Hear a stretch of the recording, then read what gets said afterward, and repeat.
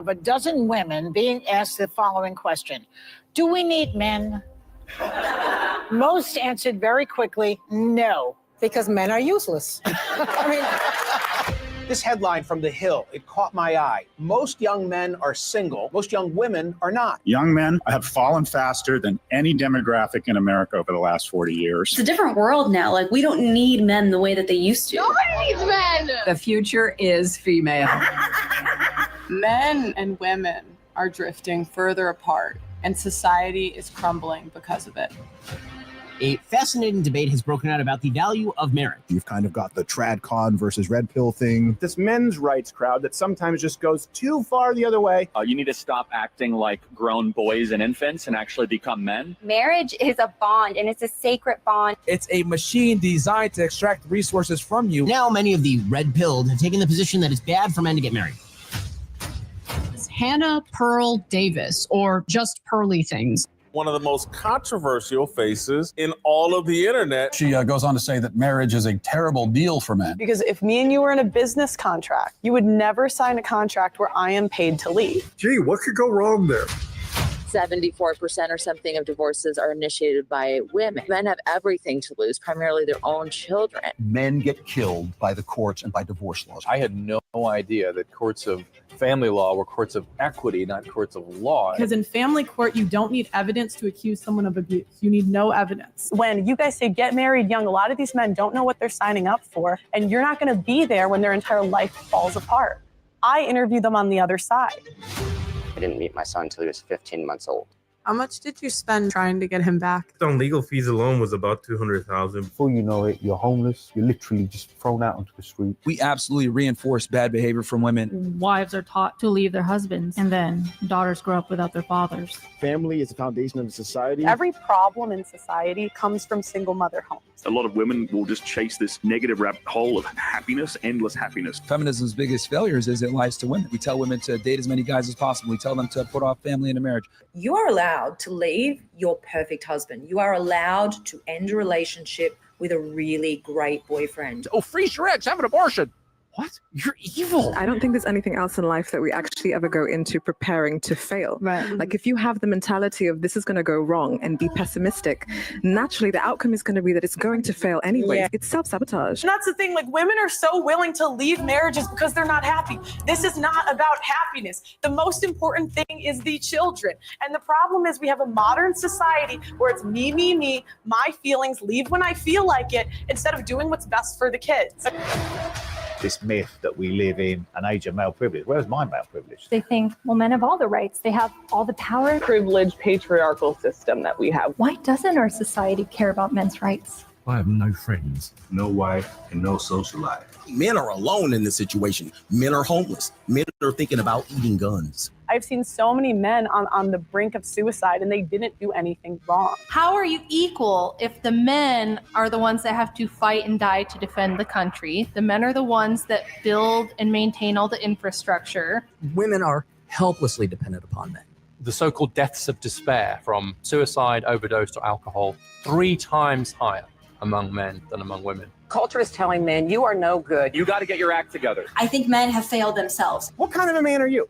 What kind of a woman are you going to attract? If men are in trouble, so are women. Everybody knows this is a huge problem, but nobody wants to admit it. Every single woman at the table said they wanted a man. 500K, 500K, 200K, 300K, 200K. Am I crazy? Everything is really set up against you to fail as a man. If men make less than women, women don't want to marry them. So you know who wants more economically and emotionally viable men? Women. I don't want to be an independent woman anymore. I don't want to be a strong, independent woman. I'm over it. When is it going to be my turn? Where are we meeting the men that don't stop? I can't keep having these same conversations. The only simp here is you, Pearl. You simp for men. I think you simp for women. She's a provocateur. She says stupid stuff, but Pearl is right about this. It's already happening. It's just not out in the open yet. Now it's just hookup culture is going to be our fairy tale ending because men don't want a wife and women can't find a husband. The future, if everybody follows your path, there is no future. We go into population decline and our economy goes into decline. Civilization will crumble. The American story does not end well. This is an existential crisis, failing young men.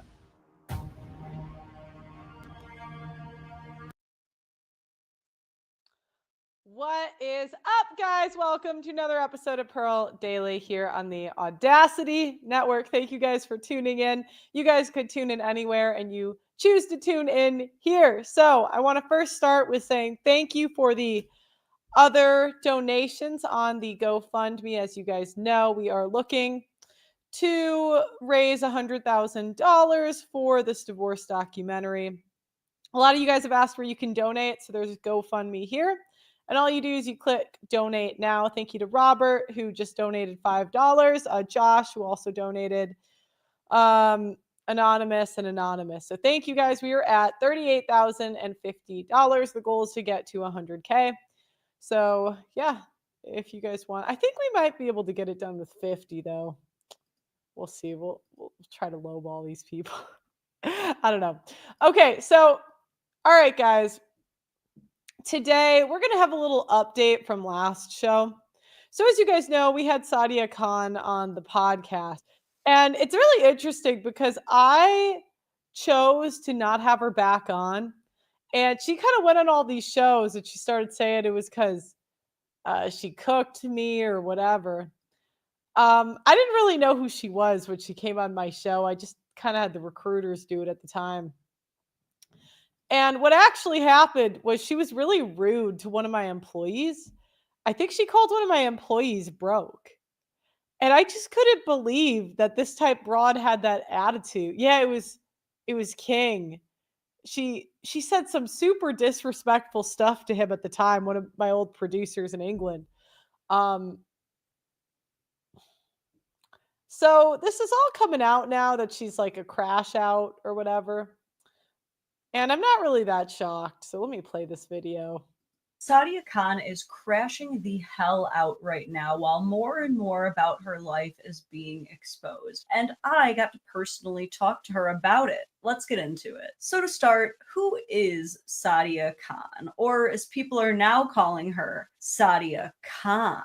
I understand that it sounds like I'm just saying the same things twice. This is really more of one of those things where you have to see it spelled. It's kind of like saying tomato through text. Anyway, Sadia Khan is a woman who has been described as a psychologist, a psychotherapist, and a relationship expert. She first gained fame in 2023 after appearing on the School of Greatness podcast with Lewis Howes. Here, she really won people over with her beauty and elegant, articulate way of speaking. She described her impressive educational background and made clear that her goal with social media was to make online therapy more accessible. She blew up and started getting hundreds of millions of views almost overnight. I believe I learned about Sadia Khan sometime earlier this year, probably around the same time she was on the Jay Shetty show. Just like about everyone else, I thought she was extremely charming, and the bits and pieces that I did hear her speak on, I found myself really agreeing with. And when you look at a woman like Sadia Khan, you see someone so graceful, so almost flawless, that it seems almost impossible to imagine. I mean, she kind of just looked like your standard Instagram girl to me. But, okay. That behind that silky hair and high fashion, there could be someone so snake-like and nasty and vindictive that they would tell a woman that she could easily suck her husband's dick.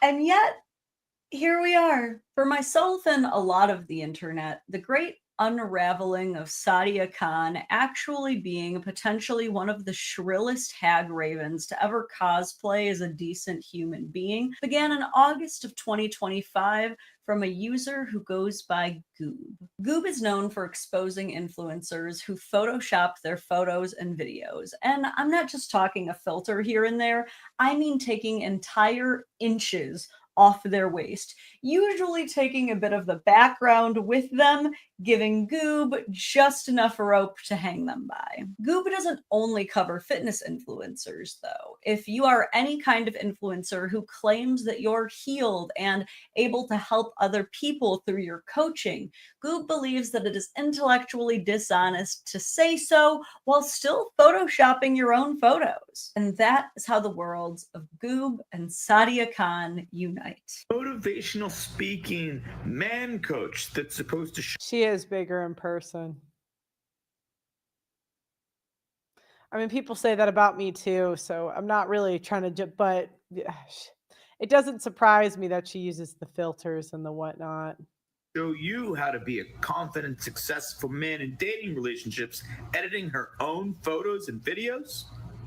Sadia Khan, welcome to the show. This is Sadia Khan, 741,000 followers. You can book a call with her. She promises that for just a few $1,000s, you're going to be able to master yourself, master women, and master relationships. She wants to make sure that you're confident, emotionally strong, and free from baggage. Don't worry, guys. The program's not too much to develop all of this confidence from Sadia. Just a paltry 6,000 GBP, which in Freedom Bucks is like $6,500. Just a few months of rent for the average American. No problem at all. Here's a good clip that Sadia posted about facing your own realities and truths. Thing to sell to women because it's. But it's the reality. Like, Well, I'm majority of men's not their dream girl. It's not the end of the world with that. But it takes a self-esteem to understand. Here's the thing: people who have high self-esteem attached to truths. They enjoy truths. Truth means something to them. Truth means something to him, huh? Let's take a look at this clip. All right, guys, now just keep in mind, she's a high confidence woman. Truth means something to her. Why is there a waist filter on this public speaking and engagement video of you, Sadia? What is going on here? What, like, look, it's just bending, warping, getting disintegrated. My enemies always take themselves out. Truly. And if you look at this photo of just her full body, you see there's a waist filter here and it's not attached to the shadow. Big miss there. Sadia, I have a better offer for you than this $6,000 somebody could pay you to be a man. I'm currently hosting my very own 12-week transformation. You get it. I respect guys like Goob because I feel like a lot of us miss that kind of thing. I wouldn't have noticed. I would not have noticed.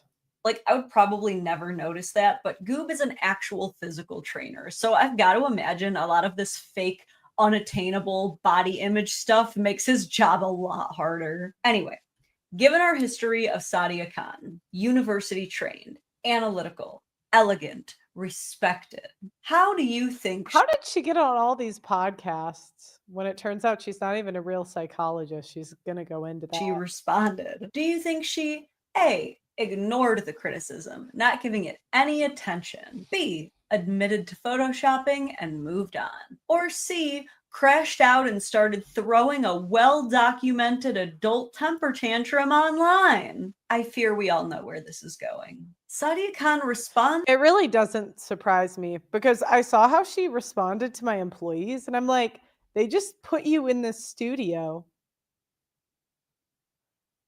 and we're super accommodating to you and you're going to crash out on him? Really? He allowed you to do your job. That's what a lot of women do. They shit on the men that allows them to do their job.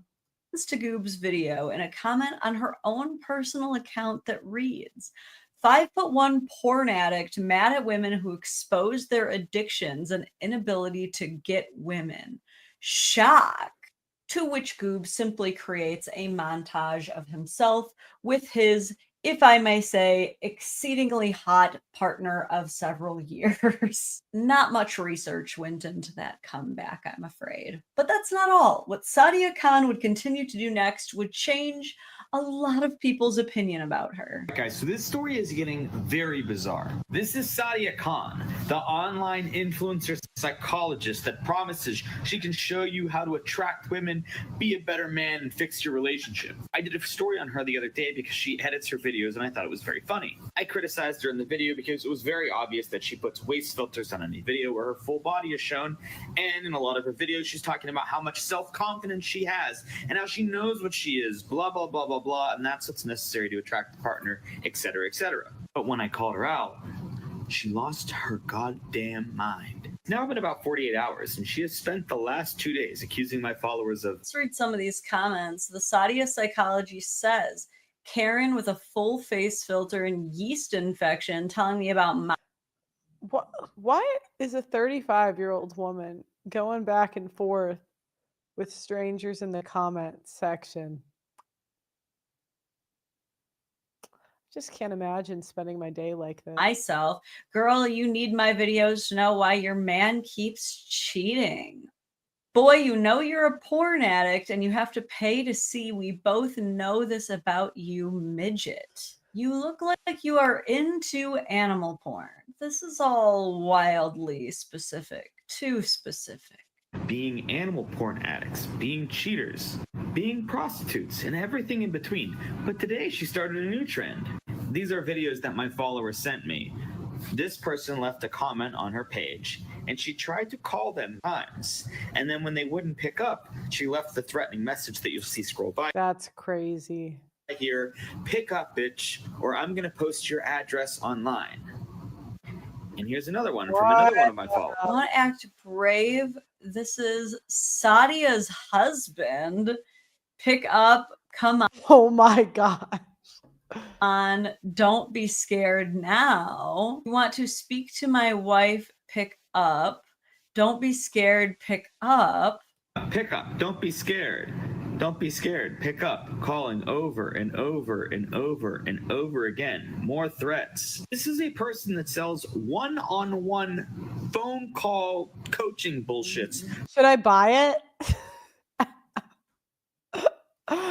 For 6,000 GBP, which I understand now is 8,000 USD, on how to be a high-value man. But hey, guys, I can save you the 6,000 GBP. If you want to call for free from Sadia, just leave a troll comment on her page. She'll try to call you over and over and over. Yeah, women go on the internet and can't take it when the internets. I mean, it's the internet. You know what I mean? Free of charge. That many voice calls is crazy. And do y'all really think it was the husband?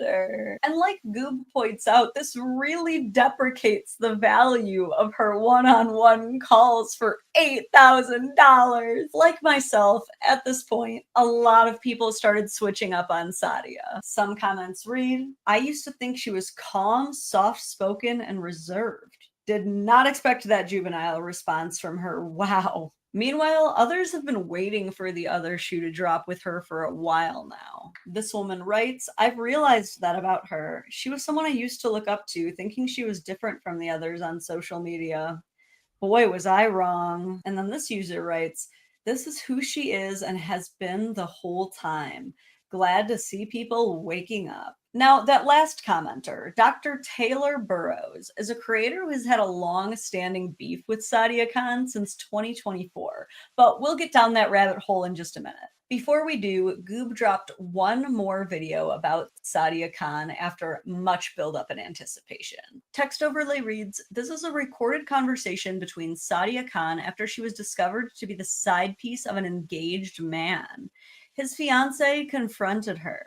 The following screenshots are texts that Sadia and the cheating fiance shared. What are you going to do about it? I'll suck your dick if you have an attitude, and I can do it today if I want to. Go on. And I can do it on your wedding day and your birthday. Okay, well, we'll see. After. Okay. I've been in situations where he's been with you. The only question is this AI? Because that's the only, we all want to jump on the woman who shit on my employee for no reason. But that's my question. It could be AI. Social setting, he'll call me after. This is the biggest scandal that Sadia Khan doesn't want you to know about her. She preaches on her page and on her content that she's a high-value woman. She can teach you how to attract... Yeah, horse being horse. Next. Do you know what I mean? It's like, it's so typical. So typical. Okay, so today I'm going to do a different kind of show a little bit. I actually want to read you guys something I wrote. Wait, no, I didn't mean to click that. And what I was thinking is I would tell you, I was basically writing about if I was going to describe to someone from 100 years ago what's going on today. Okay. I wanted to think about how I would tell someone from 100 years ago, or even older people like my dad, who aren't really on social media or at the events or in these cities, what's going on amongst young people. There's a certain cadence talking to an older person. They just don't get it. Why don't you get married like your parents did? Gen Z and millennials tell their parents it's not that simple because, again, boomers just don't get it. Modern women have been awarded the lives of celebrities and still are not happy. A few things to understand about female nature. Women have an undying need for attention. Women love excitement. Women hate feeling left out.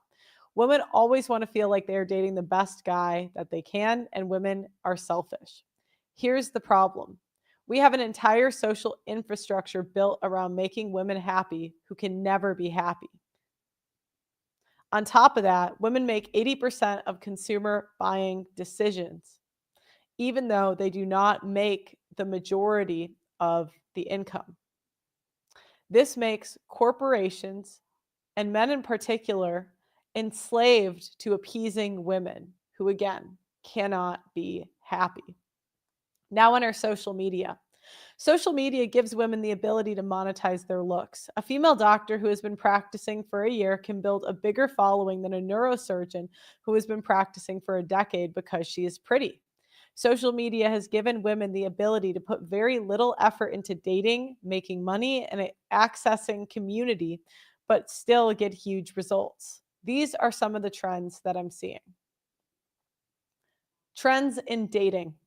Women are moving to major cities to be side chicks to top men and have sugar daddies pay for their lifestyle. An example is something I saw on Twitter, which is a woman talking about her life in New York. So let me share this. So let me do exactly that. Influencers record a day in the life. They usually pick their busiest day to show you exactly what they're doing. So let me do exactly that. Welcome to a day in my life. Started off the morning with some morning sunshine, got a little Bloom energy drink in me, and then headed over to Hot Pilates.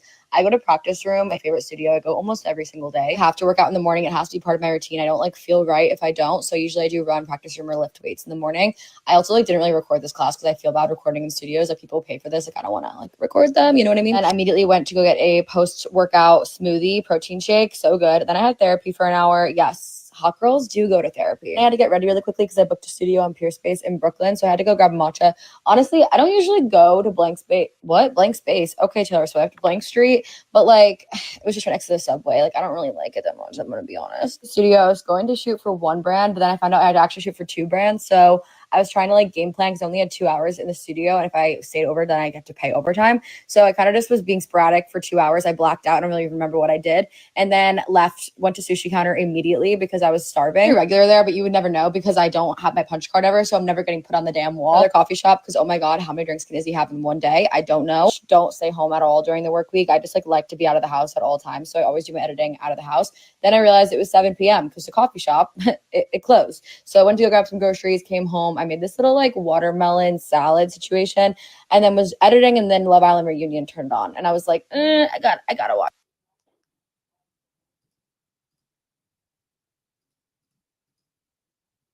Did you guys see that? Did I share my screen? Wait.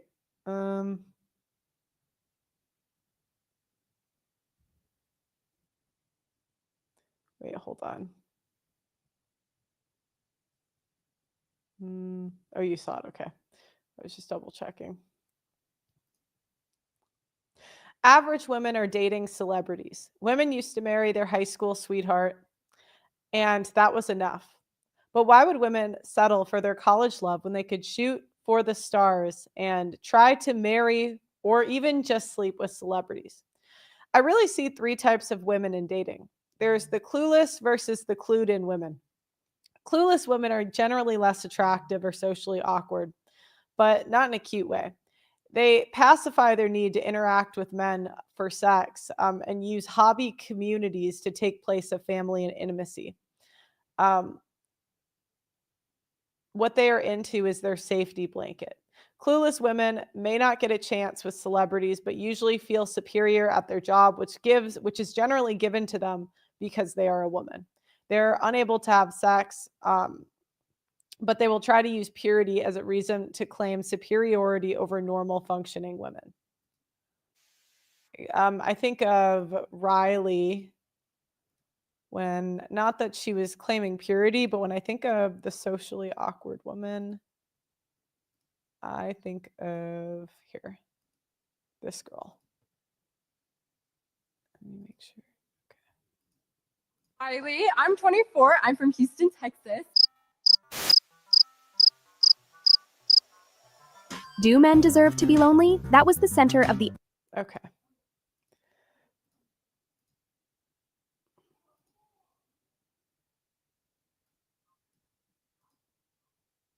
Then there's the clued in women. These are the women running circles around men. They have figured out the game and learned to play it better than other women. They get the benefits of men's time and resources with minimal sexual output. The caveat, they do put out to guys they deem attractive for free, but these are the women with sugar daddies and that are experts at getting time, attention, and resources from men. These women will often have a sugar daddy, a sneaky link, and a guy that pays for their dinner and simp orbiters. An example, these are, maybe they'll use it to start an OnlyFans. Let's see. So like these are kind of the archetype of the women that have it figured out. They're in these big cities. I don't want to play the music. These are the girls in the bop house. They go to these big cities and they just run circles around men. Either it's through OnlyFans,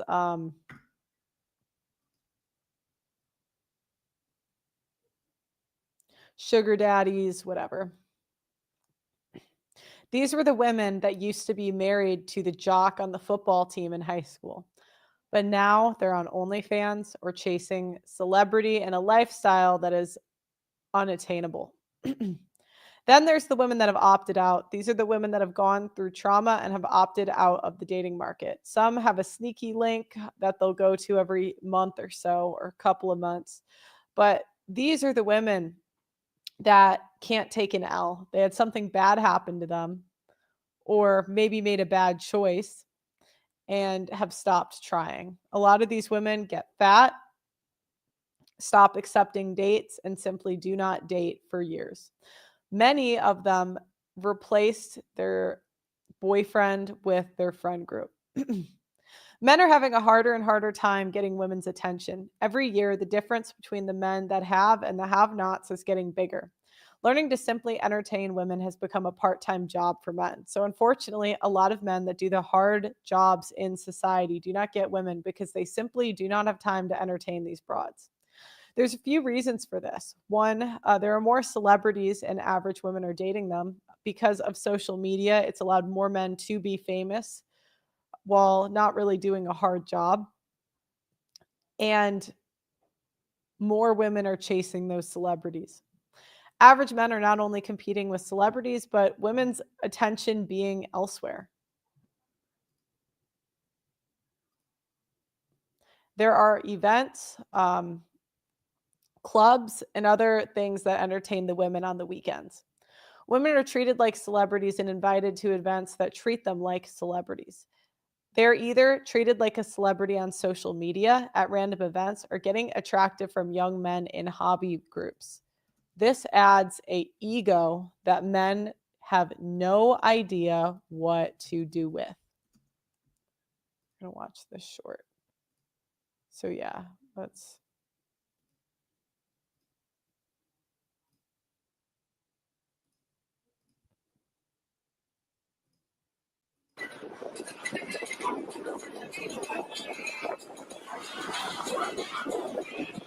How is a man supposed to entertain a woman like that and have her be happy with just an average life with an average guy when she's been on yachts, on boats, and at parties with celebrities, streamers, and some of the most successful people on the planet?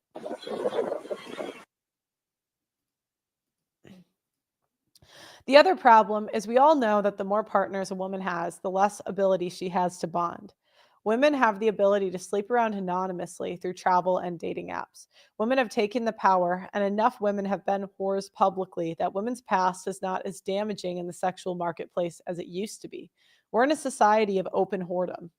It's harder for women to hide their past because there are cameras everywhere. Texts will be sent, nudes are sent. However, women have so much power that they don't even need the ability to be young and pure to enter marriage, with the average marriage being 30 years old and rising.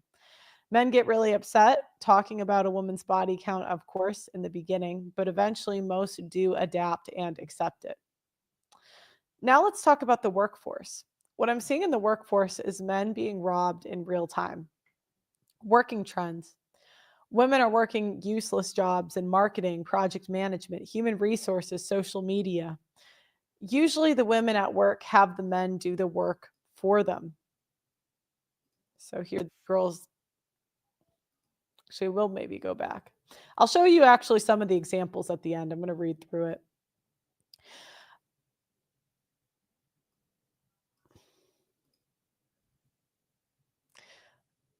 Another way women are working is social media. Conservative women are using their husbands and their relationships to build their brands and make money to further have independence from their husbands while claiming that they are not. It's the ultimate form of gaslighting.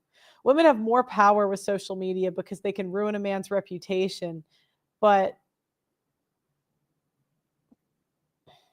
that is going to cause a problem. The men that don't adapt will be left behind. I'm not sure if infrastructure jobs will have public social media profiles, but I've seen an influx of men with real jobs starting channels like lawyers, pilots, etc. I don't know if that means the future everyone will have to have a personal brand or how this will pay out, but it seems like the men that opt out of social media do get left behind, whether it's at work, in the sexual marketplace, or other. I wonder if the entertainer class will out-earn the infrastructure class forever, because it seems like it's going that way right now. Conservative commentator women have their husbands take the risk that generally men would take. Nick Fuentes took the risk, and he is the one who took the consequences of freedom of speech. But we have women like Candace Owens, Brett Cooper admitting that their husbands took that consequence. That's what you see a lot in social media. A lot of women taking the risk for freedom of speech or making content, and they're men picking up the pieces. They're men having to clean up the mess. Corporate America. Many women have useless jobs in corporate America. The men at work do most of the work, while the women gossip by the water cooler, and oftentimes they use the men to solve their problems. The men are not unhappy per se to help them. Men are helpful beings, but women tend to be a distraction at the workplace, and the real ego hit comes when the male employees do their boss's jobs and get paid less. I see average women replacing men's jobs and being given positions they don't deserve and speaking with authority they don't have. Being on camera used to have a high barrier of entry, and now every other woman is doing it and speaking in front of people. Here is an example of a woman I see doing that all the time. I'll show you guys quick.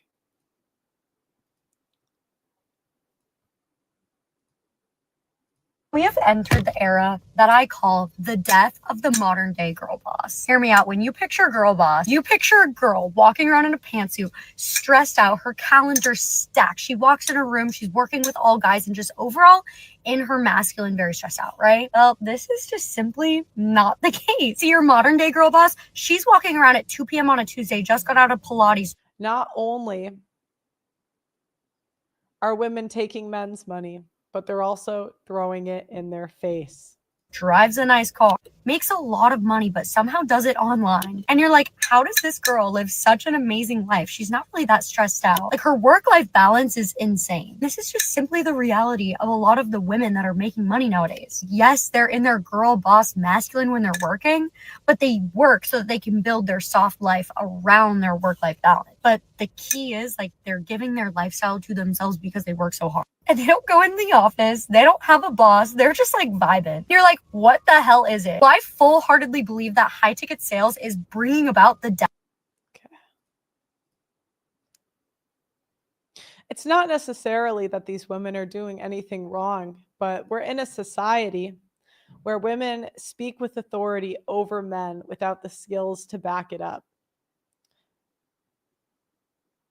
In a way, men are modern day slaves because no matter what they do, women rob them. They get a lower paycheck in corporate America and have to do the woman's work. Men get robbed in divorce if they fail in love. Men get robbed through their taxes. Here are some society trends that I see. I see online communities being more consistent than real life communities. I personally have never had a community where I lived till after middle school. I personally have never had a community where I live since middle school. It seems like mean girls will stay forever. When I was in middle school, I remember the catastrophic effect it had on my life after social media was introduced. I got a Facebook and realized I was not invited to a lot of things the quote unquote popular girls were going to. But I was never bothered because I had no idea. However, kid me was very devastated to find out I wasn't invited to a lot of stuff. It seems like that is going to continue into adulthood with women. I see women posting their hangouts and get togethers in a way social media has continued high school forever, with women always looking for communities where women are always looking for communities where in the social hierarchy they can be the popular girl. Keeping up with the Joneses used to be confined to your neighborhood, now it's global. I see women do the next trend I see women in the middle class and even lower class doing things that were meant for upper class people or high class people 10 years ago. And I have seen an uptick in higher class people opting out of those things. The first thing I see is eating at restaurants. When I was a kid, my family did not even eat out because we were one of 10 and it was too expensive.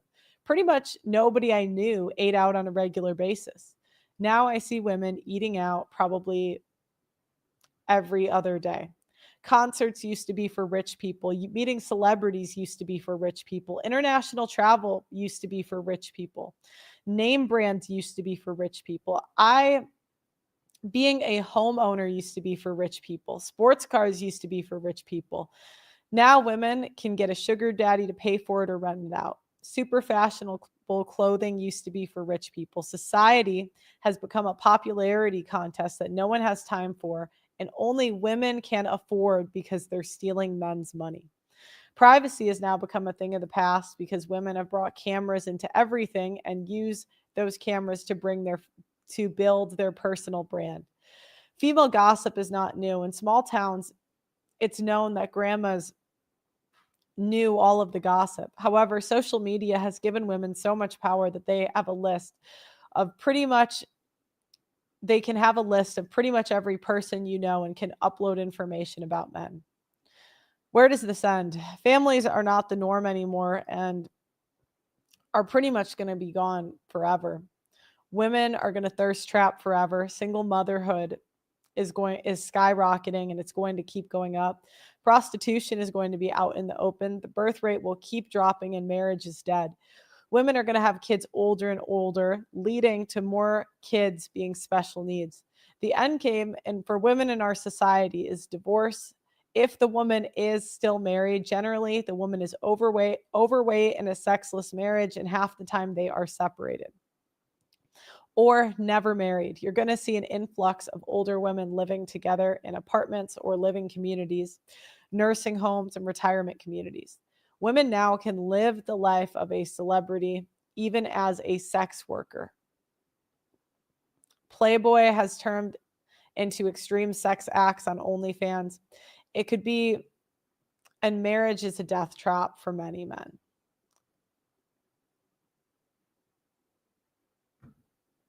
So I'm going to show some videos which can show you some of the trends that I'm seeing. Let me do this one actually.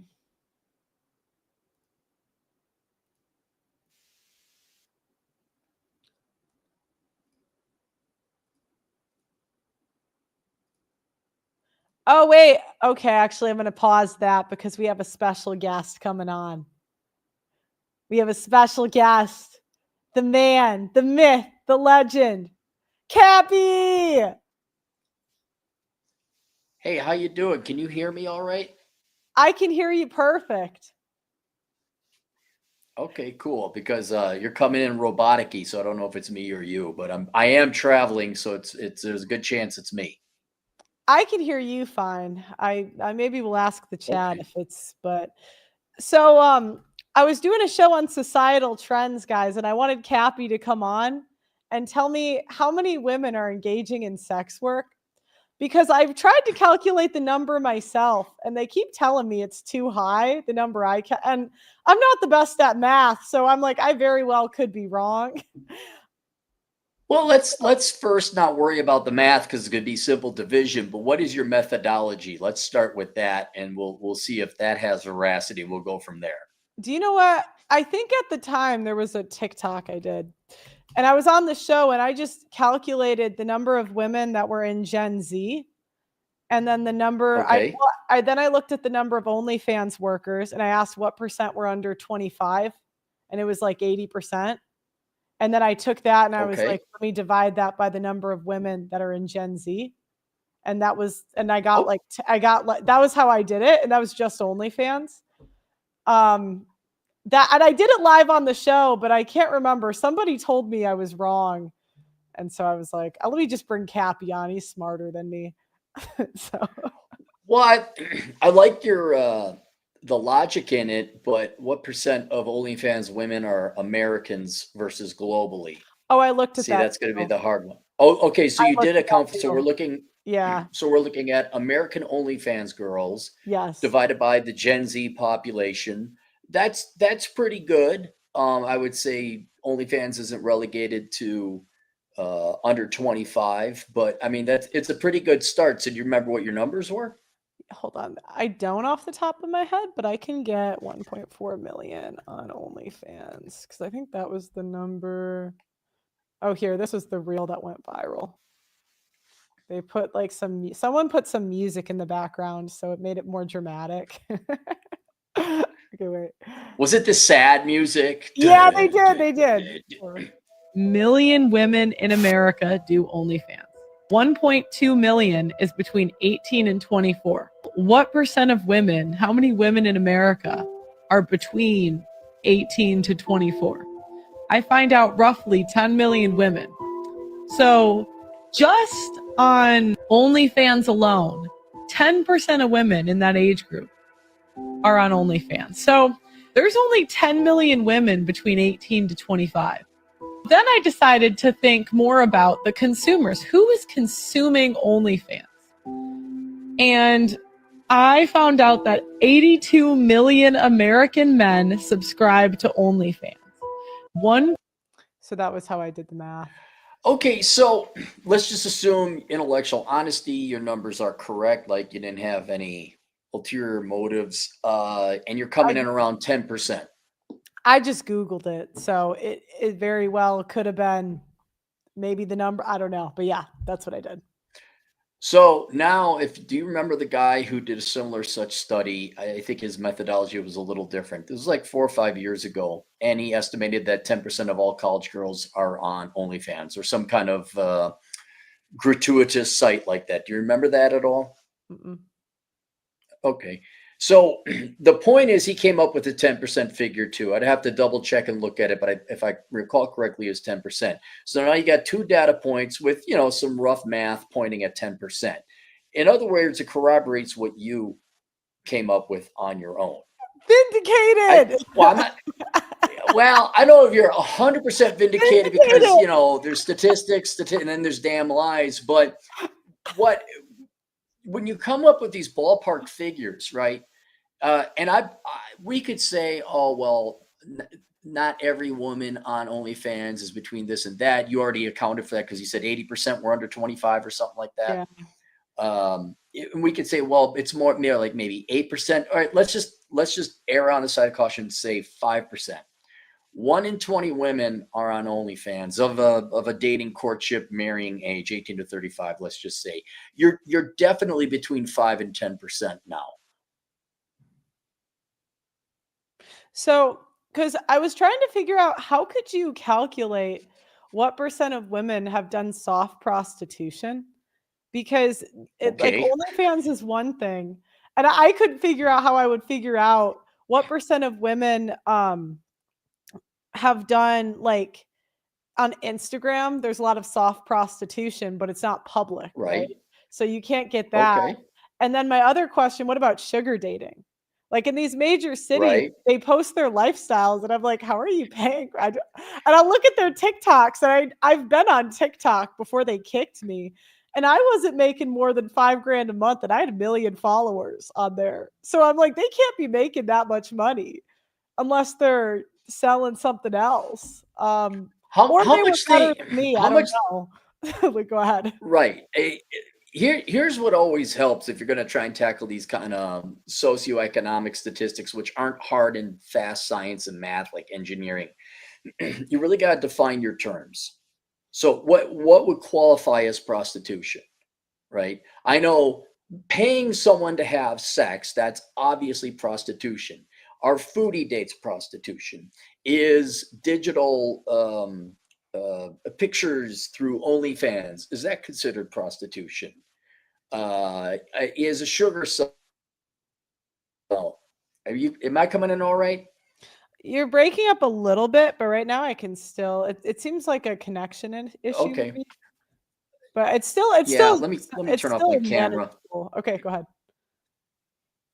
So let's define our terms, all right? If you want to go and get the actual percent of women who engage in actual legally defined prostitution, you could probably go do some research on police reports or the FBI, crime statistics, and all that. I think for the purposes of the conversation, we need to define what prostitution is, where it's a transactional relationship, where someone pays someone else for, would you consider romance and affection prostitution? You're so funny. Would you, let me ask you this. Do you remember there were dime dates or dime dances? Do you remember dime dances? I mean, you weren't around. Do you remember dime dances where you paid a woman a dime and she danced with you? This is back in the 1920s. No, I did not know about that. Well, and is a foodie date prostitution? So, I mean, I'll be perfectly honest. Every transaction, every relationship is transactional, whether it's labor, work, friends, or all that. And I applied the same standard to romantic and sexual relationships. Yes, both people have to commit their time. Let's remove the time and look at what's happening between money and services. Usually, almost always, it's the men paying for women for some form of affection. Doesn't even have to be sex. It could just be attention, affection, or whatever. And when you look at that, that is a transactional relationship. And unless you actually find people who are genuinely in love, where the woman just adores the guy, it's almost invariably transactional.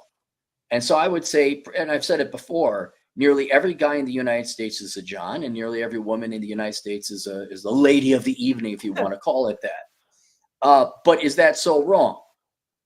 Because in the olden days, I get a kick out of people. Like, let's say I go pay a girl $500 to have sex with me. Oh man, Aaron, you're a loser. You're a scumbag. You couldn't get it. Da, da, da. But if I pay a woman a $10,000 wedding ring and then I give her alimony and settlement and all that, and she has sex with me for 20, oh well, that's love. See, that's love. That's romance. See. So, okay, I'll tell you what. So for me, it's just a little weird how embracing we're starting to get of open sex workers. I understand that, like, okay, you could argue that marriage is the same thing when women rob the men and they're kind of paying for. I get the argument, but for me, there's just something weird about like having a woman running for Congress that used to have like an open cam site. I don't know why it feels different. Maybe it's the woman in me where I'm like, this just feels different.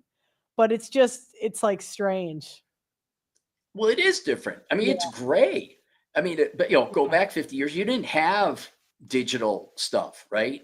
Yeah. But is it not, and what are men paying for? Men are usually paying for some either sex outright or a derivation of sex or derivative of sex. It could be attention. It could be nudes or whatever. It's up to the individual. Was that really classical prostitution?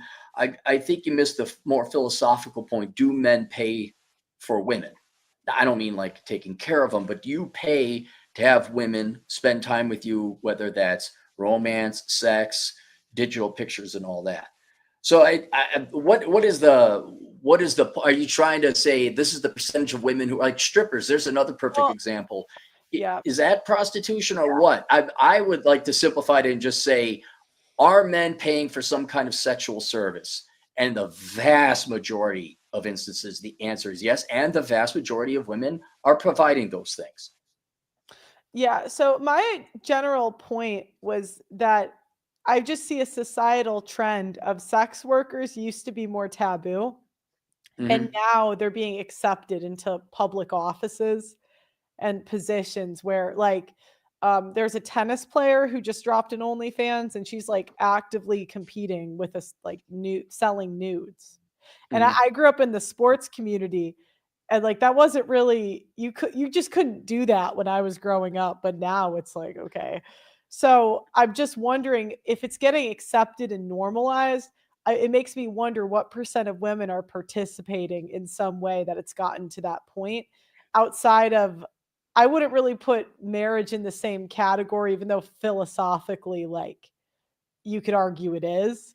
But yeah, that's more of my question. Because I think obviously it's more because there's more avenues, more venues. It's also more socially accepted. yeah, I would say no more, no less. It's always been this way between the sexes. But in terms of what you're trying to find out, like, is it becoming more socially acceptable? Yes. I would almost say it's kind of it's always been that way. It's just that we're more forthright about it and accepting. I don't know. I'm sure most fathers would prefer to keep their daughters off the stripper pole. But you're absolutely right. It is. There are more ways for you to safely become a sex worker because digitally you're not meeting these people. It is becoming more accepted just because the internet alone is how a lot of people socialize. Internet pornography has been universal since 25 years ago or so. So I don't even know if it's necessarily bad. It maybe is just America or different countries in the West or maybe the world saying, yeah, this happens. Yeah, we got to pay for this. Yeah, guys paying for Playboy, I would say is on par with guys paying for OnlyFans. So I don't know if it's bad. I know you probably don't want to, unless women come with a heavy dose of financial management courses where they know to save the money while they're making it. That'd be okay. Like, okay, at least make some money and save it because your youth is going to go away. And then maybe you have yourself a good degree in accounting on the side. So when you get older, it's relatively new, simply because the internet, generationally speaking, is relatively new. So there might be some problems where your reputation, it's definitely going to hurt marriage. Like, what, you're an OnlyFans girl? No, get out of here. But I don't know. I think it's always kind of been there. And now the internet and society and culture have kind of, at one time it was shameful to be gay. And now most everybody is kind of accepting of gay people. So I think this is just accepting, I guess, women's nature and men's nature more. Do you know what? I actually don't think OnlyFans is going to be a deterrent unless they had sex on camera. I don't, it's weird. And the reason I say this is because when I was at the UFC gym, like interviewing guys there, now you could argue this is because they're they're kind of in a weird industry, right? That's not really like normal people. But I was asking the guys there if they would date a girl with an OnlyFans if it was 5 years ago and it was just nudes. And the majority said yeah. And I was like, holy shit, these are guys with like choice, like it's not their only choice. And if they're accepting it, I'm like, and I think it's because most OnlyFans girls fail. So it's not like, you know what I mean? There's so much stuff on the internet. Right. And it is a trend. It is happening. We could talk about the efficacy and whether it's a viable alternative to traditionalism, like getting married or even just getting a job. And it's not. It just isn't. Most of you only girls fans, you fail. You're just not going to make the money. And I also think men's expectations have changed because, like, yeah, I'll take an OnlyFans girl because we kind of grew up with it. And what else am I going to choose? I mean, let's also admit OnlyFans girls tend to be hotter. And I will say this: the quality and caliber of women in terms of marriage has just gone to piss. That is true, but maybe society right now doesn't want marriage. Women certainly don't want it. Men are kind of backing away from it as well because they look at the quality and the caliber. So it may be that, yeah, this definitely ruins. And like, let's say there was a gal, well, I did OnlyFans once.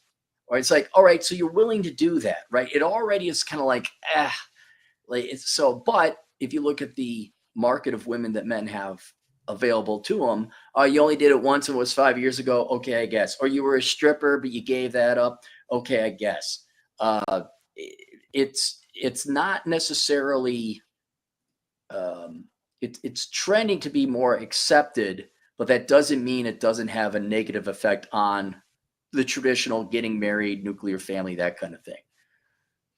So, how many women are making? Have you ever looked into how much money women are making on social media in general? Because I see this trend of women quitting their jobs to be social media influencers and that sort of thing. And I just Mhm. wonder, are they just prostitutes or are they actually making money? Have you looked Well, into I that mean, at all? Go ahead.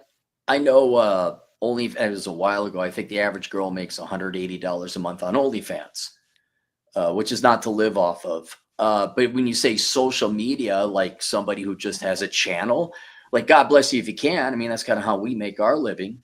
It doesn't necessarily have to be sexual. But the percentage of women, I don't know how much of that is you see influencers, Mhm. regardless of whether it's OnlyFans or not, and they make money like, oh my God, if they can do it, I can do it. I would Mhm. also question how many of these women are giving up jobs that were fake and BS anyway. You know, if you go from, oh, I'm a dog walker, I'm an assistant HR director or a recruiter, and I became an influencer, it's like, well, that was kind of one shit job for another one. So I think there's probably, and you could do them both concurrently. You could go ahead and be an influencer and have a job. So it's relatively new. So yeah, you're going to see a migration from traditional forms of employment for both men and women, going from traditional employment to online influencers.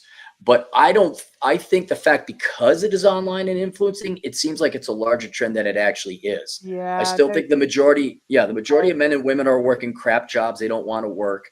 And just like OnlyFans, it's probably in conjunction with you being a nurse or a teacher or something else.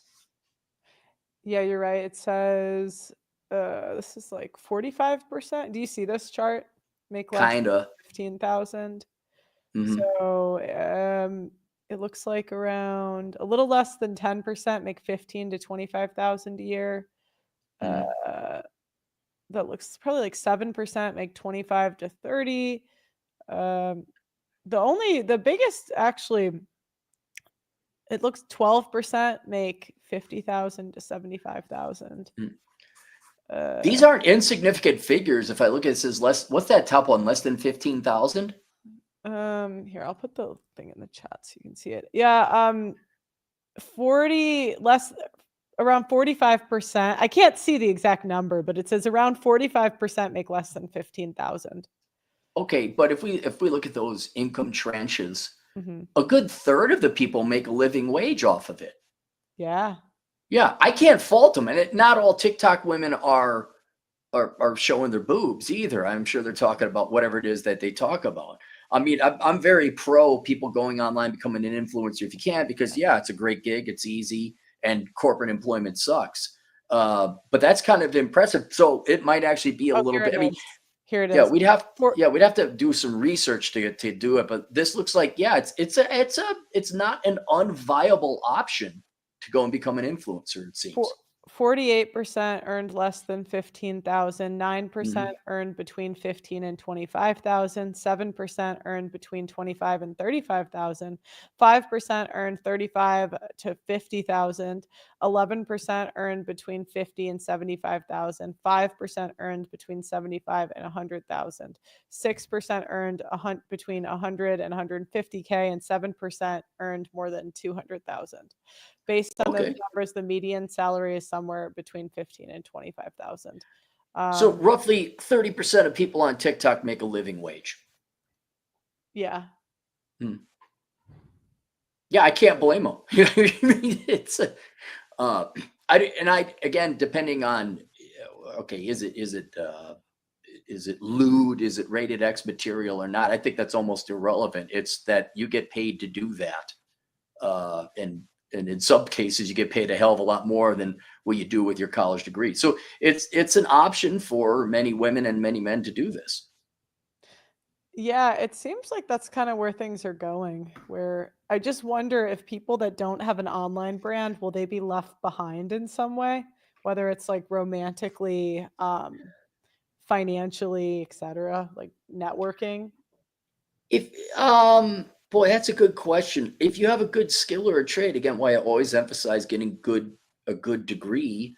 No, you know who doesn't worry about this? Surgeons. Surgeons don't worry about this. Nurse practitioners don't worry about this. Engineers don't worry about this. Tradesmen and tradeswomen, the few women that do go into trades, don't worry about it. But yeah, it may be going in. Well, here's the other thing.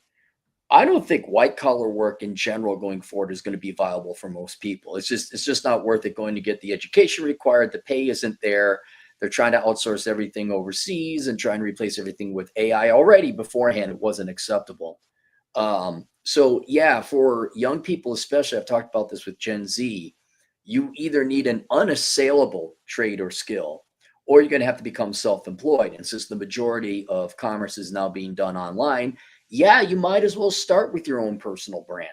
You might as well start. I mean, not everyone. I did the math. I think the United States economy can support 2.2 million full-time content creators based on ad revenue and super chats and donations and all that. That's not everybody. So only a select few are going to be lucky enough to make a living like that.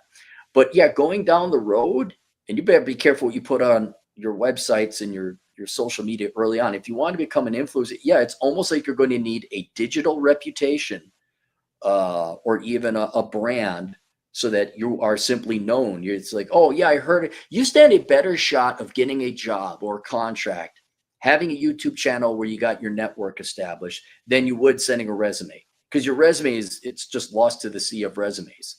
But if you have like, you're a regular commenter on a channel, you have your own channel, you have your own social media. I think that, yeah, you're not wrong about that. So the other thing I was wondering, I think that's going to mean privacy is going to be a thing of the past, because even if I go to like an event, there's cameras everywhere.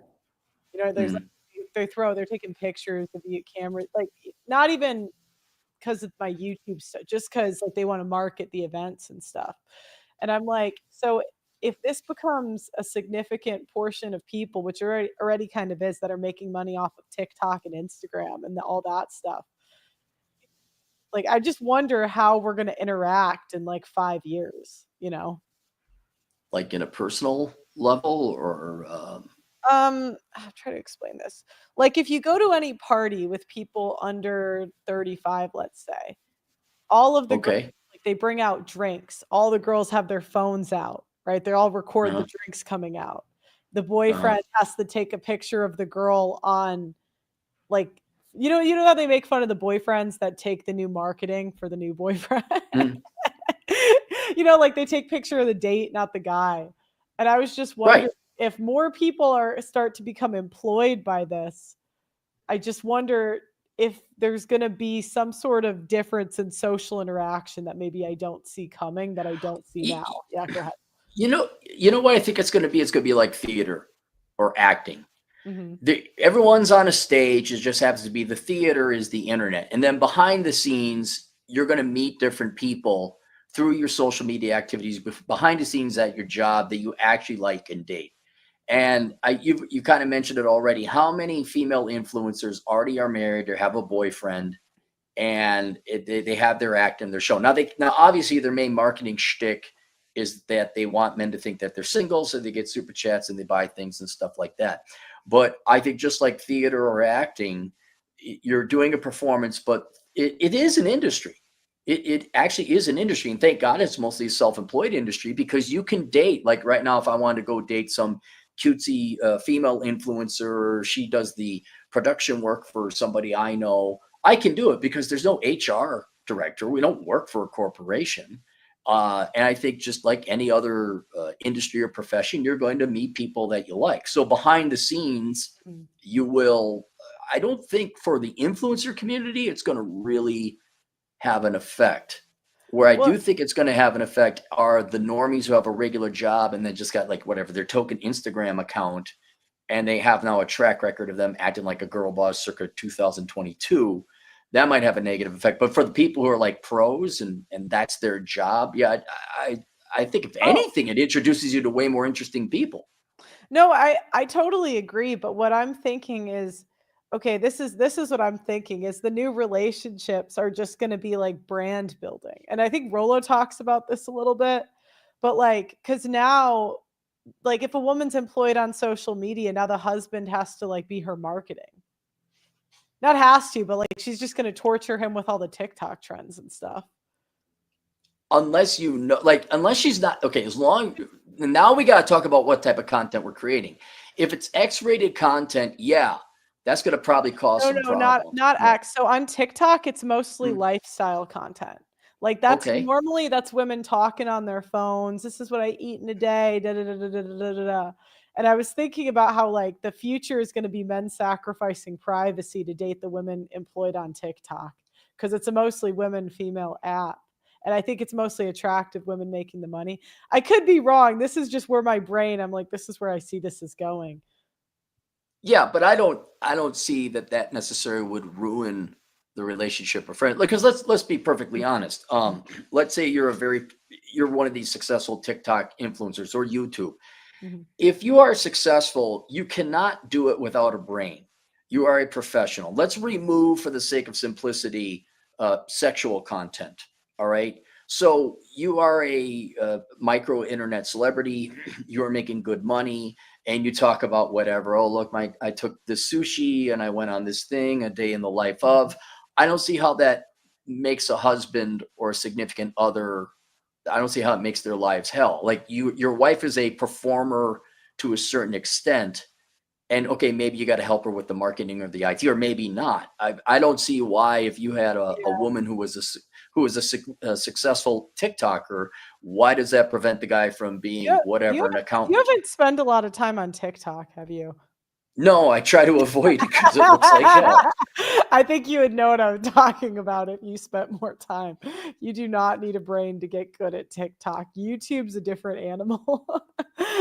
I think you need. I've done both. I had 1 million on both, and I'll tell you, TikTok, like you can make. Okay, I'm going to show you one of the top TikTokers in the world.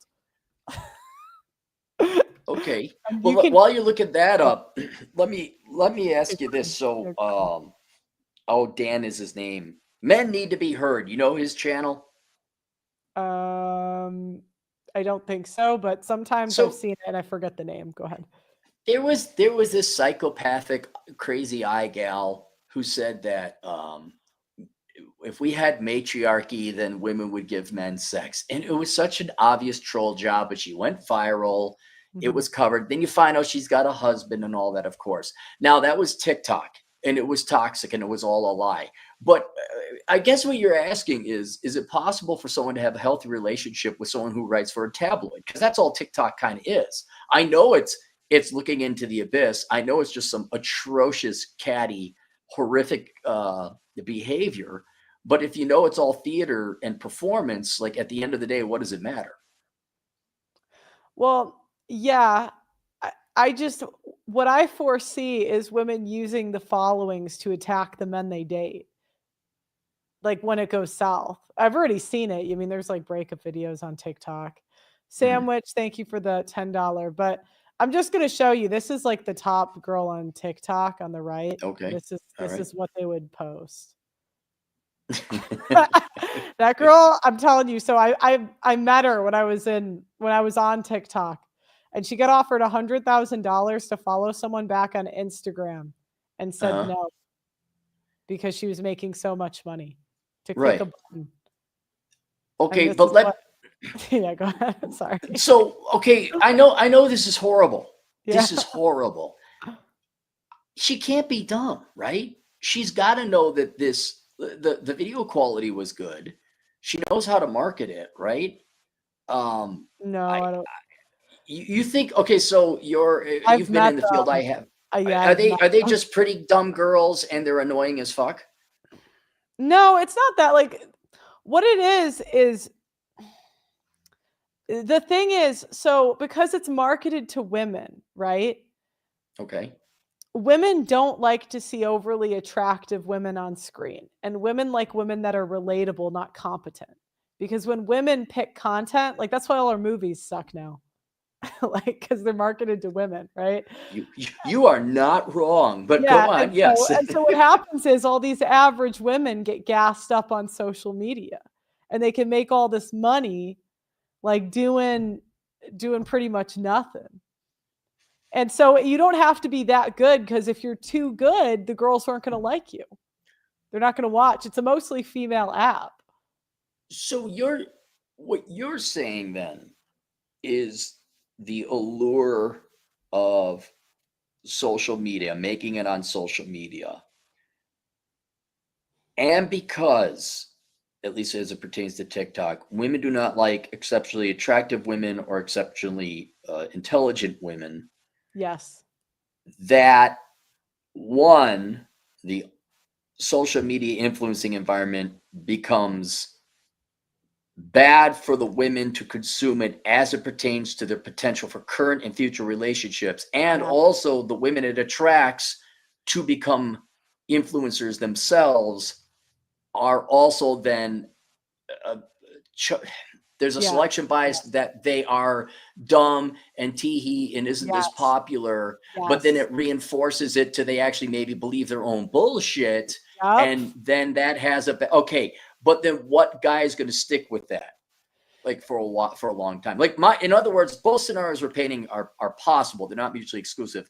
I think there are very intelligent, savvy women who they could even do sex work online, who are very market savvy and they have a relationship with a husband. But you're saying that this almost becomes a self-fulfilling prophecy where the social media turns women into even worse, undateable, unmarriageable type of women. Since everyone is attracted to it, that is what's going to turn get worse. I think it's going to get worse because I think women are going to start making good money. And it's like now, like I'd have to show you some of these, but a lot of these things they do with their boyfriends are just like humiliation rituals for the boyfriend. Wait, couples TikTok. Like it's like the woman. I'd have to find a couples TikTok trend, but it's like, but is it real? Well, but that's the problem. When is it? So maybe it's not like there's like an on camera and off camera, but when the camera's in your home, and like that's the thing, like some of the women, when they break up with the guys, they have to make him an abusive guy or whatever. And that pays them too. Like when Zach Bryan and Brianna Chicken Fry broke up, because he dated a TikToker and she was like this big, she's at Barstool Sports. She's like a big name there.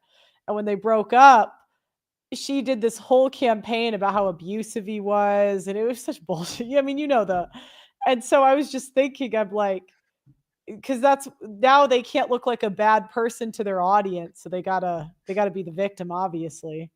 And then all the women that are also got dumped because like they spend a lot of time on TikTok. So yeah, that's just how I see it going. I could be wrong, but I'll tell you this: social media definitely is worsening women for marriage material if that's what they're interested in. This is not good for the nuclear family. It's not good for tradition. It's not good for the economy. It's not good for society. But I don't. I'm trying to figure out what I'm trying to say. One, what are you going to do about it? Nothing. 2, it might have already been there. And 3, if no one is that interested in getting married and tradition and all that anyway, does it really matter? It's not to say it's good or bad. I'm just interested in how it's going to change the dynamics in the next 5 years, because I wonder if a significant portion of the female population will be employed by TikTok. I actually would be curious to see what percent are employed now. I don't know. Or even forget employed, they just have an account. Like I'll tell you right now, I'm an old man and ha boomer, but these TikTok videos, I don't watch them anymore because I realized they were all BS. These provocative agitprop, were like, oh my God, the guy didn't open the door, that kind of thing. I don't believe them about 85% of the time. I think they're just doing it to provoke and be a dog whistle to get clicks and rage bait. But even if they were doing that consciously, and no, I didn't really believe anything I said, I'd be like, you're so degrading. You're so unethical. You would do this? It would be like you wrote for one of them, those girly filth magazines back in the day, like Glamour or Teen Beat and almost like, what's her name? You ever hear of E. Jean? Mm-mm. She's old. She's suing Donald Trump for forcible bedroom not fun time. I don't know how that lawsuit is going, but she wrote these. Okay, let me rephrase it. She claimed people would write in called "Dear E. Jean," this horrible, statistically impossible thing happened to me. How do I solve it? And you listen to a handful of these, you realize, no, this is bullshit. They didn't write in. This is Dear Penthouse Forum. So it's misleading. But if there's so much money to be made, or there's enough of a promise of a hope of money to be made, that women engage in this, that's indicative of a bad person. Like that's really bad. That's where you actually do become a grifter. And I'm going to lie and engage in professional wrestling theater just so I can make money. And usually it's probably going to be about dating and the sexes, so that when a guy all of a sudden finds out, oh yeah, you were a TikTok girl. Yes, I agree with you. It is going to lessen, it's going to harm women's abilities in general, but especially those who engage in this action, this behavior. It is going to harm their ability to find a quality guy in the future. I think that is 100% true. And you don't even have to like show your boobies on the internet. It's just, it's kind of shameful behavior. You're lying. Yeah.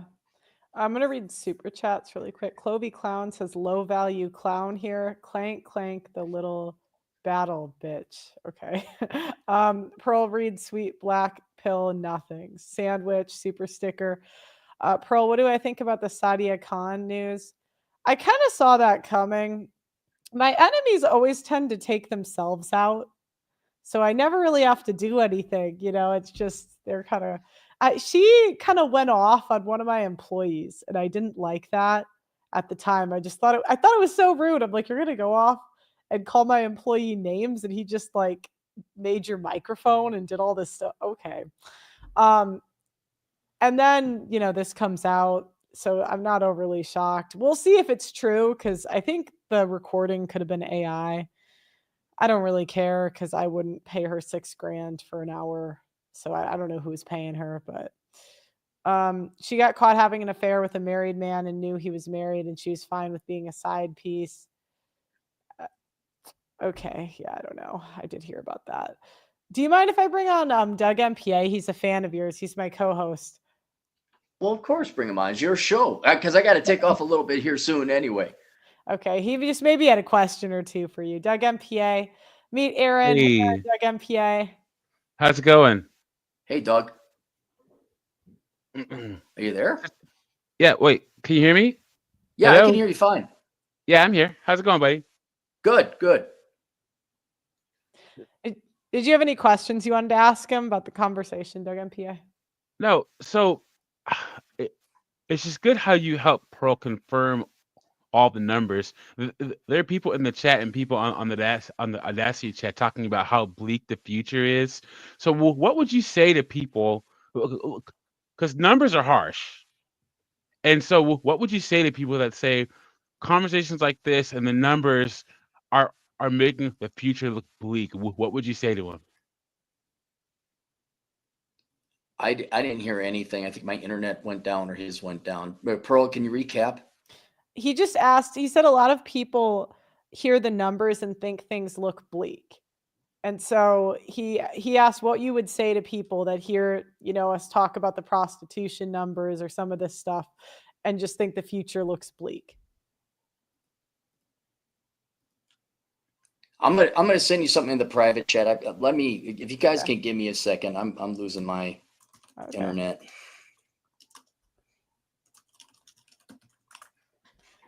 What? Okay.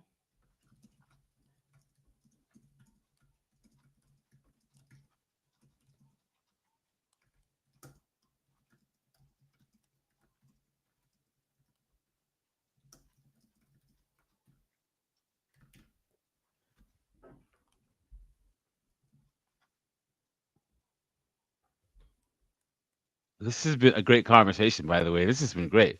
Can you hear me okay, Pearly? I can hear you fine. Okay, I cool. think it's on his end. I love having Cappy on. He's so smart. Yeah, this is great. I learned so much. And the best part about experts, like him is you think this stuff, but then he makes it actually these ideas that you have, but he makes them actually tangible in a way that you can understand. This has been great. The TikTok, it was funny when he was like, he's like, those girls have to be smart. And I'm like, oh no. Girls have herpes brands on there. That's funny. Yeah, that I might have to do a show recap of that show with Sadia Khan on there because for not knowing who she was, you actually did pretty good. I remember that show because China was on that show. Yeah, I remember it. I remember that whole thing. You remember these shows better than I do. I remember every single one of them. Guys, if you haven't already, like the video, subscribe. Thank you for all the super chats. We really appreciate it. And thanks for all the YouTube regulars. And thank you for all the people in the Audacity chat. We really appreciate it. Are there any pro reads? No, there isn't. But uh-oh, is he there? I don't The numbers are what they are. They are bleak. They are bleak, but Here, I can hear you guys now. Oh, cool. Are you guys there? Can you hear me? I'm sorry. This is I'm in Montana. So hopefully you guys can hear me then. Yeah, I can hear you. I don't Okay. I would say that the numbers are bleak because that's what they are. And it's, I saw this in economics all the time. Like these are bad numbers. You got to accept the fact that that's real, that these are numbers. And this is assuming that there's honesty and integrity that went into researching and compiling those numbers. The worst thing you can do, though, is say, no, I don't believe them. I won't incorporate them into my thoughts or my opinions or my actions. And then you just get sucker punched by reality. So the world is not meant to be great all the time. It doesn't work that way. And I will say, because I think I'm the oldest one here, if you're wondering, like, this isn't normal, it shouldn't be this way, you're like, yeah, you're right. There's never been a situation like this in the world, in the history of the world, where there has been such disinterest from one sex to the other, one sex turned against the other. There's never been a sex war and it is not normal. But it is what it is. You stand a much worse chance, though. Like, oh, I'm going to go get married and I'm going to work and I'll pay for this and I'll pay for that. At least the young generation of people today know, that this is the reality. Whereas in times past, you had my generation and baby boomers. They just like, well, just keep on doing traditionalism and ignore the numbers. So yeah, it sucks. And yeah, we're definitely in unique times, and technology is in part to blame for that. But yeah, I would, if there's a little bit of hope, what I would say is do not assume the horrific shit you see on TikTok and the internet reflects women everywhere. I would say it reflects it about 85% of the time. Things are bad. No, it's true, but they're not all women are out there to hate you. But yeah, it's the other alternative is to keep your head in the sand and get screwed over. But yeah, I try to be an empiricist. I don't try to be a propagandist. He said they're true 80 to 85%. Yeah, so funny. I would say 85% too. What do you think of this saying? I'm going to ask you two questions, especially with everything that you know. I heard a quote where this person said that the 20th century was women rewriting the social and intersectional dynamics between men and women, and the 21st century is going to be men responding to it. What do you think about that? Oh yeah, that's very accurate. Almost timed within a couple of years. Men, we've been very kind and understanding and logical. Well, yes, women should be treated equally, and da. And we've seen how women have used that, and apparently, I'm simplifying a lot. Many of them, if not most of them, have been using it as a supremacy movement or a victimhood kind of racket to get preferential treatment. And at the end of the day, it's not an acceptable offer or position or situation for men. And so men are already responding in the 21st century in non-participation. we're not going to go to war. We're not going to go and start beating people. But you are seeing men like, wow, the internet has really exposed this, and you believe this. And you could even say that maybe it's not deep down in women's nature what feminists, 60s feminists did to them and told them what to say. And we could split those hairs, but it's moot. It's like, okay, these are the behaviors. These are the behaviors you women have done for most of your youthful lives, which is when we are primarily interested in you. And now that, you've made it untenable, not possible to interact with you, have sex, have families, fall in love, blah, blah, blah. So almost to the point you're saying you don't want us, like, okay, fine, we're going to leave you alone now. And so that pendulum is definitely swinging back. It's a lot of people are expecting, the pendulum is swinging back, some kind of violence or war, or, okay, we're going to launch our missiles. I think it's abandonment. It's gonna be apathy. It's gonna be apathy. Yes, apathy and abandonment. Guys, just like, we don't give a shit. And so that pendulum swinging back is very silent.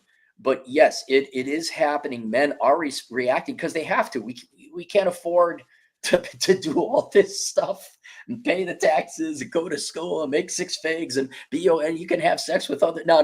Men are just tapping out. But yes, it is going to be the 21st century for men reacting.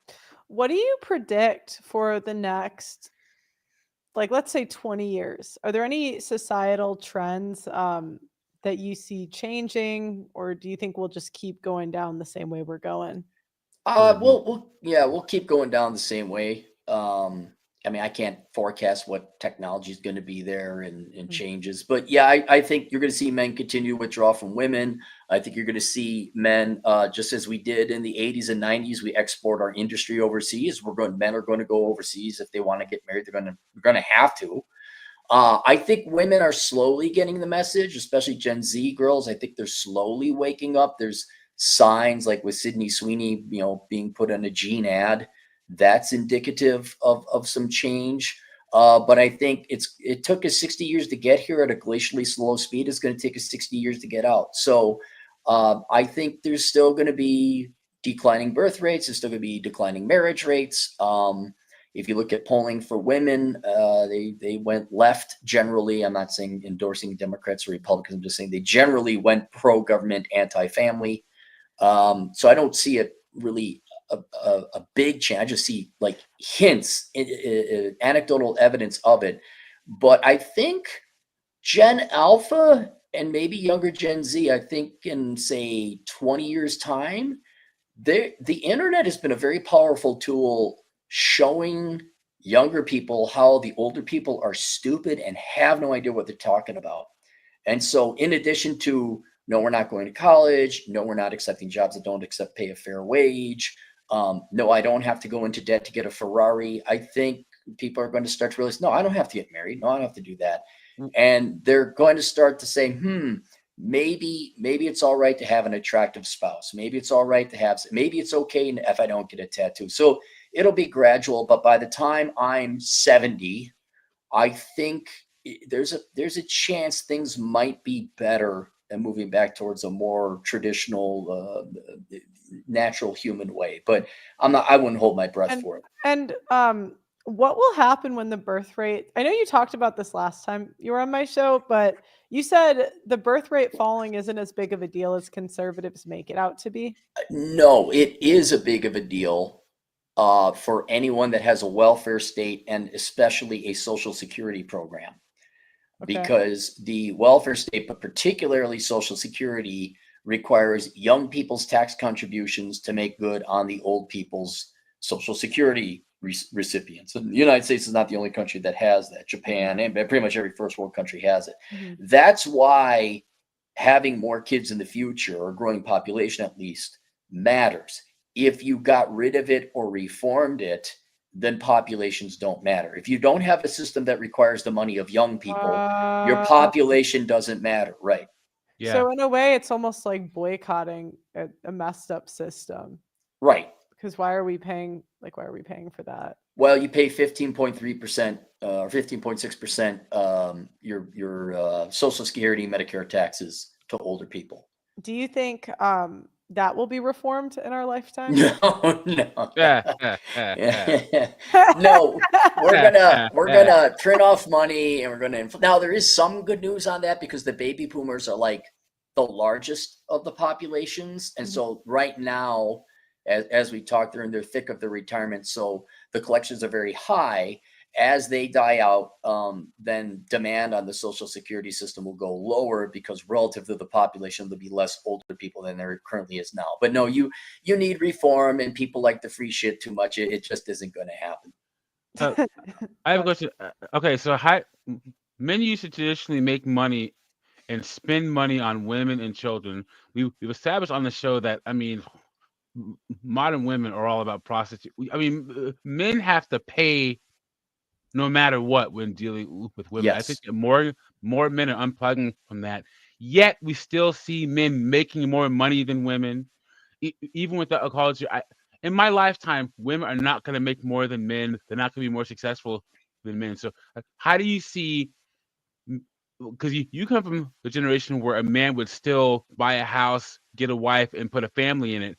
How do you see men's spending habits and economic activity changing when they stop spending their money on women? Oh, it goes everywhere else. Most notably, and I now this is anecdotal, but I've seen clients who, if you don't get married, you don't have kids, surprise, the money adds up. So I have a lot of 30-something clients who, when they're in their 20s, contacted me, and now their question is, well, I got a house paid off and I got $250,000 cash and I have no debt. What do I do? I'm like, I don't know, buddy. You're doing better than me. So I go have some fun, I guess. So then, yeah, I mean, it goes towards you. So I think a lot of men are choosing leisure. They're not working as much because if you don't have to support a family or kids, you can get by on like 25% of what would normally take. So that meme going around, men think it's okay to live like this, where it's a air mattress and a TV with a PlayStation. It's like, yeah, no, I was there. We can live like that. So, men are going to, and you see it in labor force participation, you see it in hours worked. So men are just going to generally retreat from work, and the money they have, they will spend it on themselves or invest because there's nothing else to really do. So that's true. The same thing, though, however, is happening to women, because without men around and all that, now women have slightly different finances. They start off with a lot more debt early on because they major in dumb shit. Yeah. Then they also underwater go on, lesbian well, welding. sure, right. But then they also tend to travel. Men make a mistake buying cars they shouldn't afford, but the women are not okay being minimalists, whereas I think men are. So down the road, that might, you see a pronounced difference. But generally, no, men to this day continue to major in fields that pay more. They don't work as many hours as they used to. Women are still majoring in the same percentages as they were before in dumb stuff. So I don't see that changing, at least in 10 years. So there will continue to be a wage gap, although there was data coming out that if women major in the right thing, they not only close the gap, but sometimes make more. So there is hope, as there always was, but you have to make the right choices. It just went. So I saw this the other day. So 74% of women work. So about 26% of women don't work, right? But the male workforce participation rate is at 90%, whereas it was at 98% in 1965. And all of a sudden, there's a crisis of men not working, and a crisis, and the whole world's gonna end, and we need to get more men to work. And they paint men's response to not spending on women and focusing on themselves and leisure as some type of crisis. Oh my goodness. Do you see more of that happening as men? That is happening, but you see that in the media. Now the number is even worse than what you said before. In the 1940s and 50s, I believe it was a 88 or 90 something percent labor force participation rate of men. I believe now it's 67%. Oh, okay. Women have never, their labor force participation rate was like 30% back in the day. Of course, they were staying at home and taking care of kids. Then it got up to a peak of around 62, and I believe women are down to 58 now. Okay. I had the numbers wrong. But yes, what you're talking about there is the economists and people were focusing on young men labor force participation rate. Okay. And there's about 7 million men missing from the labor force right now. Yeah, exactly. And yes, and now all of a sudden it's a crisis. But it it's get back on the plantation. What do you mean you're lying around, dude? What are you talking about? Yeah, so they're scared. So I think some of the economists and government and all that started saying, "Oh shit, if men don't get to work, some da da da da da da da," and they're just at the discovery phase. They're just starting to realize it. They're not at the solution phase. They'll never get to a solution because they don't want to admit what the solution is. So they're going to have a lot of CNBC and CNN, and they're going to interview a lot of professors. They're going to, it's toxic masculinity culture, and we got to get programs or whatever. But they're never, ever once going to go and ask young men what they want. So, but that is very real. They are aware that men are dropping out of the labor force, young men in particular. What do you think that society will ever let women be homeless? Because I just wonder, what is the end game for women that have a ton of debt and don't get married? Even if they have kids, it doesn't seem like they can pay for their lifestyles. So like, no, if you look at studies and research, women are net tax consumers over the course of, now a lot of that, in fairness, is because they live longer than men and they collect more Social Security. But no, they I don't mean to be so technical or actually, but there are homeless women. They're less than men, but there are homeless women. You can exhaust all the government and nonprofit money that is made available to both men and women, but disproportionately women. And you can get drug addiction or just make tremendously stupid decisions and end up homeless. So it's always possible. Society will let some women, but they will generally, if women start becoming homeless, they'll be, oh my God, it's a crisis. And it's all men's fault too that they're homeless. Well, we don't even have to. Yeah, exactly. But no, what's going to probably happen more is they don't want anyone to be homeless. At least I think everybody, regardless of your politics, you're generally against people being homeless. And I don't think they're going to quote unquote let women get home and say, oh, we'll provide this, we'll provide that. What they're unaware of is that providing all this free shit for all these people is going to cause inflation. And what you're going to do is that's what's really going to make people homeless, male or female, because right now, as many young people know, housing is incredibly expensive. Well, we have way too many college graduates and not enough carpenters. Oh, and then, by the way, we printed off like 8 times the money supply since Obama. So I think the inflation is what's going to make people homeless, whether people want to interject or intervene or not. Because that is really what's driving everyone's costs up. So government policies can do what they want, but until there's more houses built, you can have all the programs in the world and issue all the government checks and all the nonprofits, but if there ain't more housing, there ain't no more housing. So, but I'm not worried just yet that there's going to be millions of homeless women hitting the streets anytime soon. I just wonder how it's gonna I just wonder what's gonna happen with like the millennial women, like especially older millennial women. They're kind of aging out of the dating marketplace with a bunch of debt. Do you want to know what's going to happen to them? Go ahead. Well, look at baby boomer women. There you go. They're pissed off. They're miserable. They're divorced. They're poor. I mean, it's look at Gen X women. They're gonna go that way. They're not gonna have they're nanas. They're not grandmas. They're party grandmas. They're not even grandmas because their kids aren't around. No, it's gonna be. What saying is, thank you for being a friend. Yeah, it's Golden Girls. Your Yeah, heart is true. So, but that's where they'll end up. I'm pretty sure. I have one more question for you. So we covered this pastor married, because we're talking about sex work.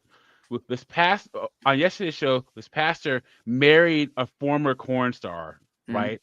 And she got to achieve, because on Pearl's channel, she says that the church is the last stop on the whore train. Last stop, right? Yeah. So they had this interview where the pastor was talking about how he saw all this good in this porn star, and she would put in stuff, and he's pretty much making the case. Let's say you saw a guy and he was watching this pastor try to say that you should marry a reformed corn star, what would you say to this guy why he shouldn't do that? Like, why should you not take it seriously? Because there's going to be so many sex workers on the market now. Right. Like, Right. what would you say? I mean, you shouldn't have to convince, but let's say you had to convince a regular guy not to do that. What would you say? I would explain it. It's like Nyla Ray, Nala Ray, whatever her name is, or anyone who goes to the church as a last resort. They go to the church not because they actually are repentant or they believe in God or anything like that. They go there because they can have influence, they can get food, clothing, and shelter. There's a community, and they know, in particular with Christianity, you are forgiven. And I would explain, because I actually have on my channel, I have guys write in real dating Christian stories, because I think Christian men are taken advantage of because they are blinded kind of in part by their faith if they truly believe it. But I would try and explain to them that is not an honest person. They are coming here because this is their last resort. They are not real Christians. They are doing this for either money or food or clothing or shelter or all of the above. And that you have to understand, and fine, you know what? Maybe she might be reformed, but you can't take that statistical chance. You just can't. And so you should probably find a girl who's been going to church the entire time, or is a mild-mannered accountant, or actually has a real job. But yes, and you're right. I think you and Pearl are both right. That's going to happen. You think the born-again Christian fad was a thing before? Holy cow, wait for 5 to 10 years. But yes, that'll be a problem that young Christian men face now. You're going to continue to face that in the future. Awesome. Cool. Awesome. Pearl, you got anything else? Because we're going to go play some billiards. Oh no, how fun, Aaron. Thank you so much for calling in. Yeah, thanks for having me on. I appreciate it, and it's nice to meet you guys. All right. Have a good one. All right, see ya. See ya. There are just some genuinely smart people out there. He's one of them. Holy crap. Oh, he's so smart. My goodness. He's one of my favorite, he's probably top 3 favorite guests I've ever had on. Yeah, that is a smart man right there. I learned so much this episode. Oh my God. Yeah. I didn't even know what to ask him first. You're like, oh, you have any questions? I'm like, oh wait, where do I even want to start? I know I could pick I have picked his brain for hours, and I could do it again. Man, wow, he's great. Yeah, have him on again. Wow. Yeah. Well, yeah. I think that's pretty much it for tonight. Maybe tomorrow we could. I think we kind of went through everything. What are your final thoughts, Doug MPA? The numbers do look bleak. You know, the men, we're just going to have to disengage, because everything that you listen, you're talking about sex work, the number of sex workers, what it costs for men, what it costs for men to interact with women in the workplace, in dating and stuff. And here's the thing about men. See, women have to, before they leave a situation, they have to let it be known. I'm leaving, and if I leave now, I'm never coming back, and you guys are gonna regret it, and blah blah blah. They go on social media and have to let what they're doing be known. See, men, we don't do that. We just disengage. Like we'll just all be gone one day, and that's exactly what's happening. And I expect society and mainstream are going to use shame, insult, guilt, and the need to be right to try to shame men into doing what men of the past are doing, but they're not going to past we're doing, but they're not going to fall for it. So I think most women get upset at men because they change the rules and they're not happy with how men are responding to it. So, well, I think that it's going to be a weird time in the future. And according to his numbers, by the time it gets better, I'll be 50. So I'm not really going to wait around for that. Yeah, I hear you. Cool. All right. Well, thanks for coming on, Doug MPA. Everybody, thank you for watching. Like the video, subscribe. And if there's anyone else you want me to bring on the channel, let me know. And I will see you guys tomorrow. Bye. Have a good one.